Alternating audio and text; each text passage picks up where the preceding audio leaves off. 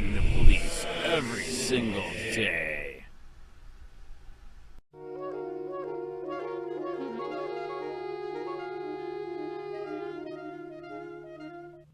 Welcome to this edition of Rattling the Bars. I'm your host, Master Musa. The fight to dismantle America's brutal system of mass incarceration is taking place on many fronts, and everyone has something to contribute to that fight. Today, we're going to talk about what that fight looked like at the state legislative level and why it's so important to have elected representatives speaking up for incarcerated people, their families, and their community. We're honored to be joined today by Representative Cuntry, who currently serves in the Kentucky State House of Representatives, representing the 42nd District. Representative Hearn, thank you for joining us today on Rattling the Bars. Yes, and thank you for having me and for your advocacy and all the things that you have done and contributed. So I look forward to having this conversation with you today. All right, let me open up by, tell our Rattling the Bars audience a little bit about yourself, how you got involved in the struggle, and what eventually led up to you running for elective office. Yeah, thank you. That's a big question. But I grew up here in Kentucky. Actually grew up in a rural community, Richmond, Kentucky. And, growing up in a rural community, you see a whole lot. I think it's oftentimes it's different. The issues are the same as you'll see in the city, but they just look different.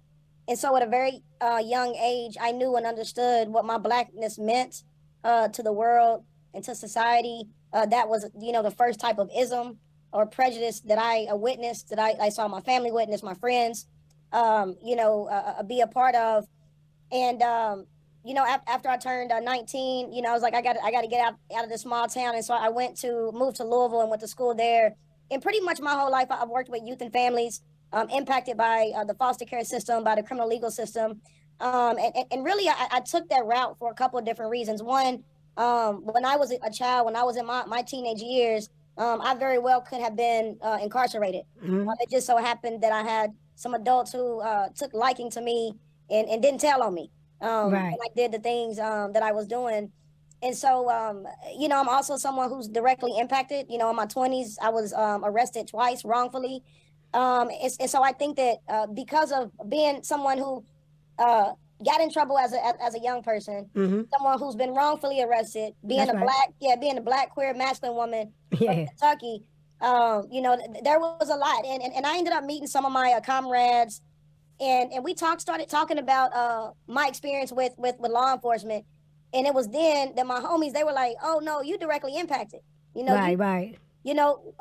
Regardless that your time wasn't a long stint of time incarcerated, you were incarcerated, you were impacted. That's right. And so really, society had told me and tells us, you don't talk about being arrested, you don't talk about being incarcerated because of the shame that comes with it, Mm-hmm. right?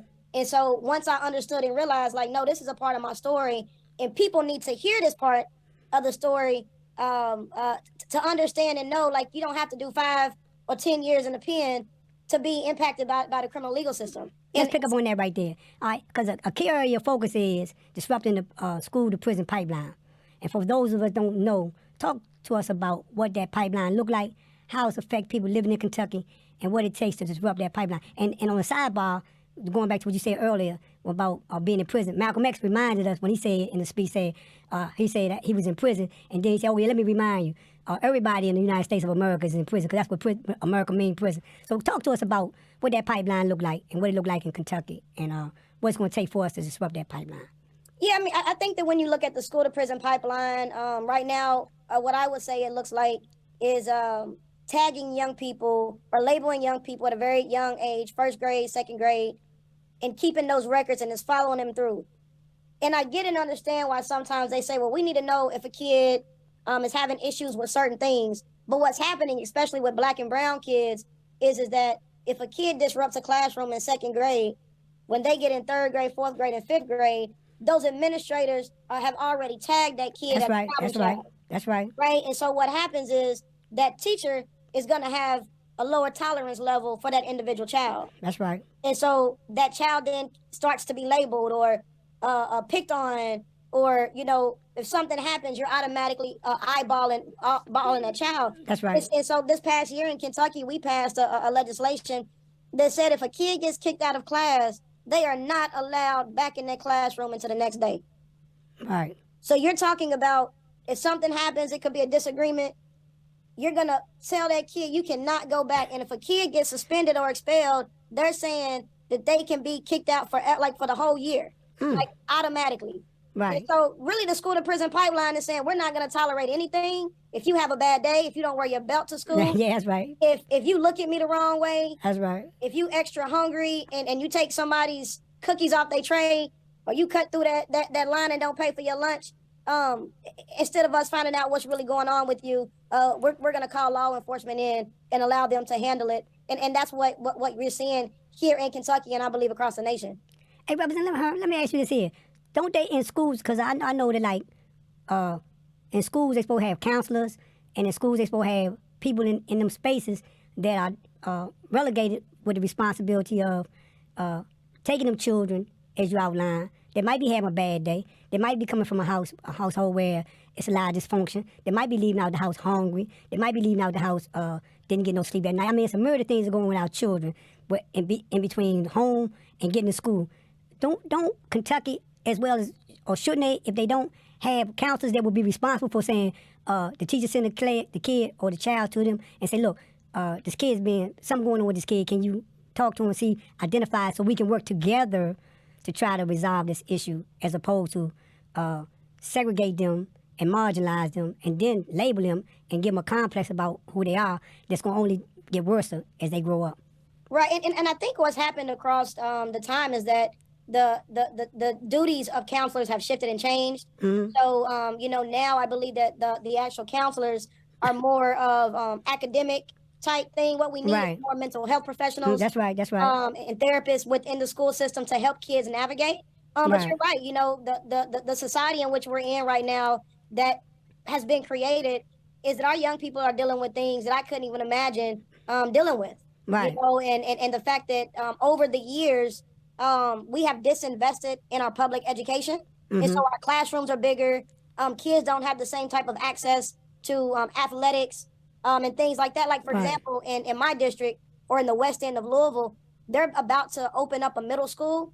So they're going to open up this middle school next year. It's the first middle school that's been in the west end, which is a black community, in 90 years. Oh my goodness, that's crazy. Now that's violence. Yeah. Right? So when you talk about what that means and looks like, is you're taking kids out of their neighborhood, a whole population of people out of their neighborhood, and busing them across the city.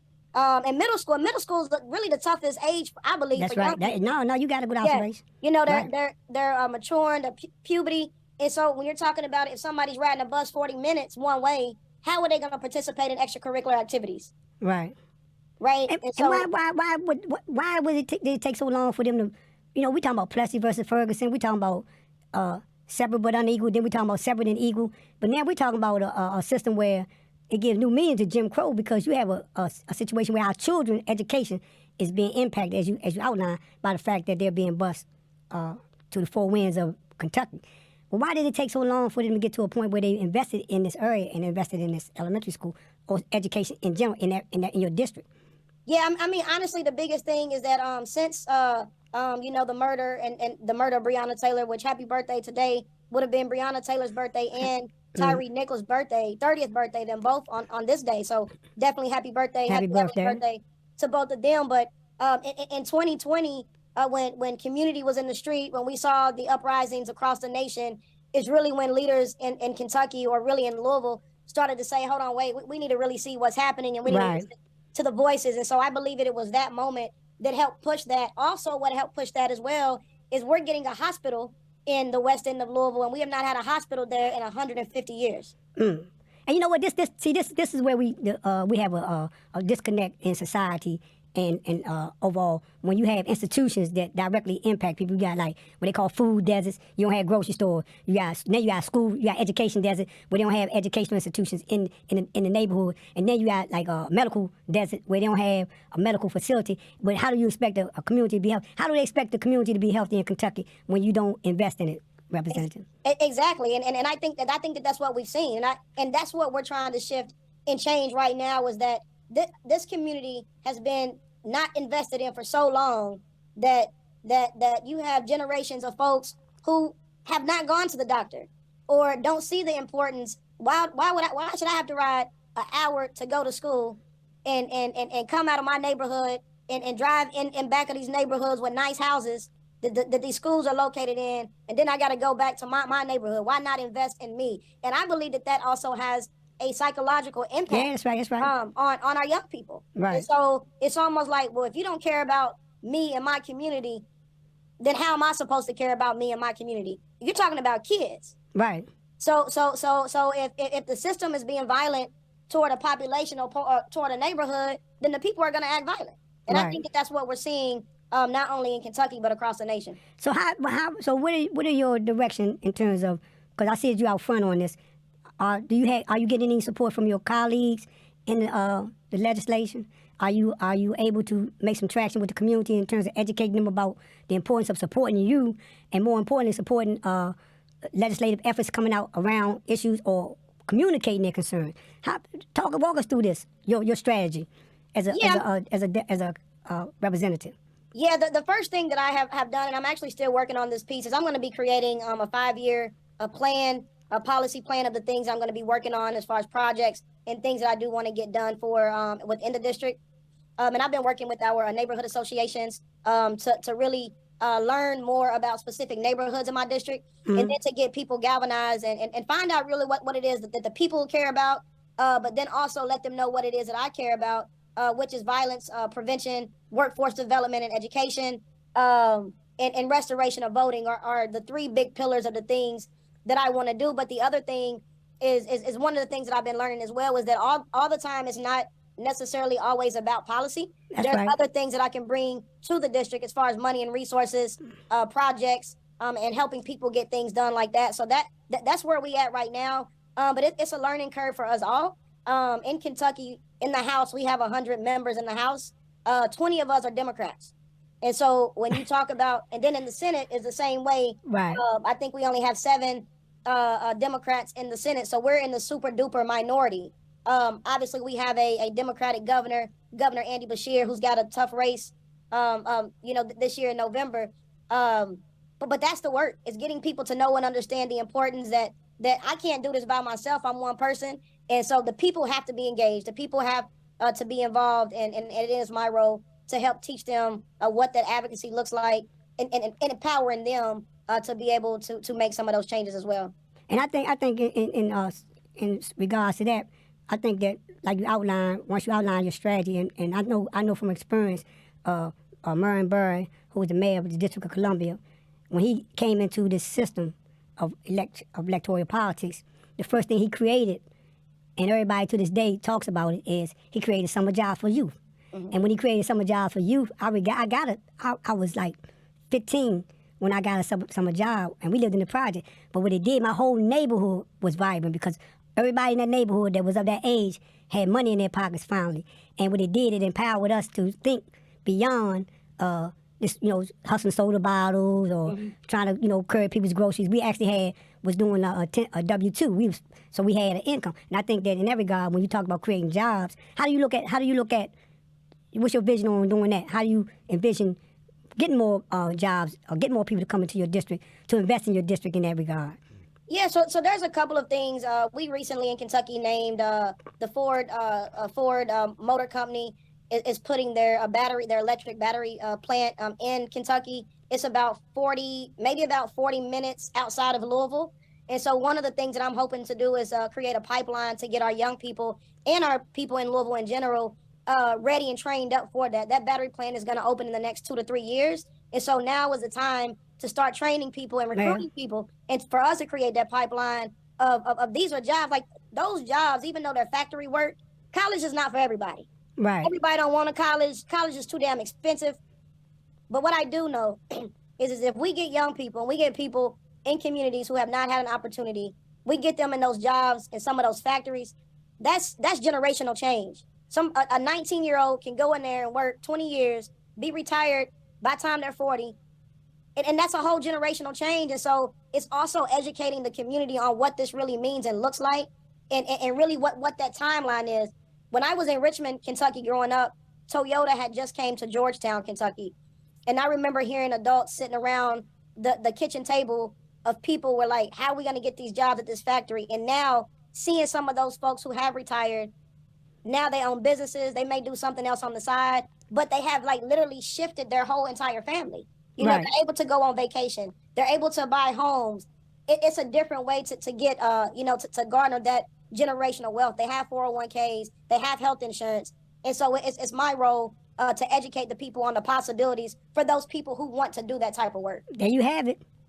Yes. Representative Huron. Yeah. As we talk, there you have it. The real news. Rattling the ball. Representative Huron. Breaking the prison pipeline by creating economics, by creating a quality of life, by bringing schools back into her district, by bringing health care back into her district, and getting people to imagine having a better life. Thank you, Representative Huron, for enlightening us on what's going on in Kentucky. We look forward to your great works as you continue. Thank you for having me, and I look forward to continue being in contact with you all, and hopefully you'll have me back on soon. Yes, okay.